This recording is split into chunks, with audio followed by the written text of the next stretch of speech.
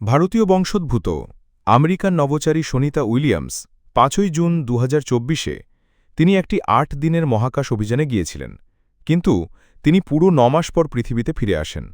আসলে সুনিতা উইলিয়ামস যে Boeing Starliner মহাকাশযানে গিয়েছিলেন সেটি ত্রুটিপূর্ণ ছিল। মহাকাশযানটিতে হিলিয়াম গ্যাস লিক হচ্ছিল।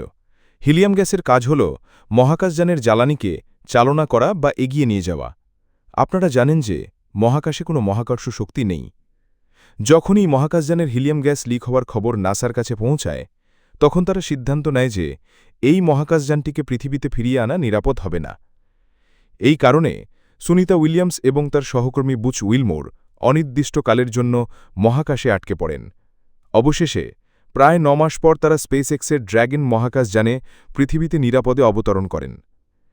এই পুরো ঘটনা থেকে আমরা সুনিতা উইলিয়ামসের কাছ থেকে দুটি জিনিস শিখতে পারি। প্রথমত, যখনই প্রতিকূল পরিস্থিতি আসে তখন ধৈর্য রাখা খুব জরুরি। আর দ্বিতীয়টি হল দুর্যোগকে সুযোগে পরিণত করা।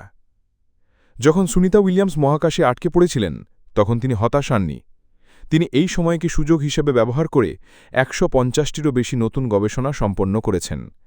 একটা কথা সবসময় মনে রাখবেন, আপনার জীবনে যখনই কোনো প্রতিকূল পরিস্থিতি আসবে তখন সুনিতা উইলিয়ামসের কথা মনে করবেন, কারণ মানুষের জীবনে এর চেয়ে বড় প্রতিকূল পরিস্থিতি আর কিছু হতে পারে না।